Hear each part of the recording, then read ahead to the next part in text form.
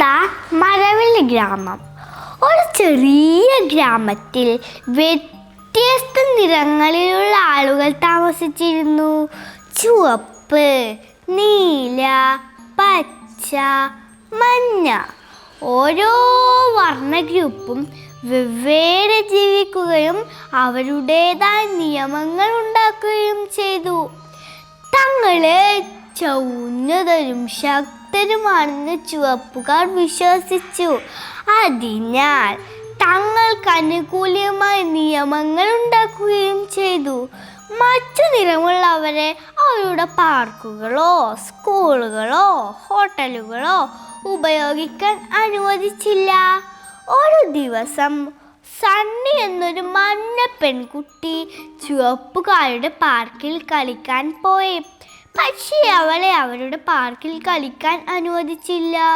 ചുവന്ന കുട്ടികളുമായി കളിക്കാൻ കഴിയാത്തത് എന്തുകൊണ്ടാണെന്ന് അവൾക്ക് മനസ്സിലായില്ല. അവൾ സങ്കടപ്പെട്ടു. ആ ഗ്രാമത്തിൽ ഒലീവ് എന്ന പേരുള്ള ഒരു ജ്ഞാനിയായ പച്ച മനുഷ്യനുണ്ടായിരുന്നു. സണ്ണി കരയുന്നത് കണ്ട് ഒലിവ് എന്താ പറ്റിയത് എന്ന് ചോദിച്ചു. തന്നെ അവരുടെ പാർക്കിൽ കളിക്കാൻ അനുവദിക്കാത്തത് കൊണ്ടാണെന്ന് സണ്ണി വിശദീകരിച്ചു. ഒലിവ് പുഞ്ചിരിച്ചുകൊണ്ട് പറഞ്ഞു, നിറങ്ങൾ ഐസ്ക്രീമിലെ വ്യത്യസ്ത രുചികൾ പോലെയാണ്.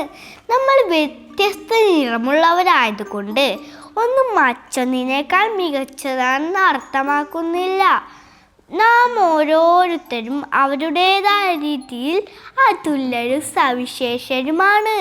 ഒരു സണ്ണിയെയും കൂട്ടി പാർക്കിലേക്ക് കൊണ്ടുപോയി. ചുവപ്പുകാരെ പല തവണ ബോധ്യപ്പെടുത്തി. നിറവ്യത്യാസമില്ലാതെ എല്ലാവരും തുല്യ പരിഗണനയും ബഹുമാനം അർഹിക്കുന്നുണ്ടെന്ന് അദ്ദേഹം അവരോട് വിശദീകരിച്ചു. ഒലിവ് പറഞ്ഞത് ശരിയാണെന്ന് ഗ്രാമവാസികൾ പതിയെ തിരിച്ചറിയാൻ തുടങ്ങി. അവരുടെ പാർക്കുകളും ഹോട്ടലുകളും സ്കൂളുകളും പങ്കിട്ടുകൊണ്ട് അവർ ഇടകലരാൻ തുടങ്ങി. എല്ലാ നിറങ്ങളും ഒരുമിച്ച് ജീവിക്കുന്ന ഗ്രാമം ഒരു മനോഹരമായ മഴവില്ല് പോലെയായി മാറി. സണ്ണിയും അവരുടെ സുഹൃത്തുക്കളും ഒരുമിച്ച് കളിച്ചു. ഗ്രാമം അവരുടെ നിറവ്യത്യാസങ്ങൾ ആഘോഷിച്ചു.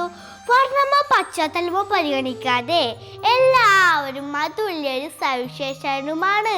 നാം പരസ്പരം ബഹുമാനത്തോടെയും ദയയോടെയും സമത്വത്തോടെയും പെരുമാറണം. നല്ല കഥകൾ കേൾക്കാനായി എൻ്റെ ഈ ചാനൽ സബ്സ്ക്രൈബ് ചെയ്യണേ.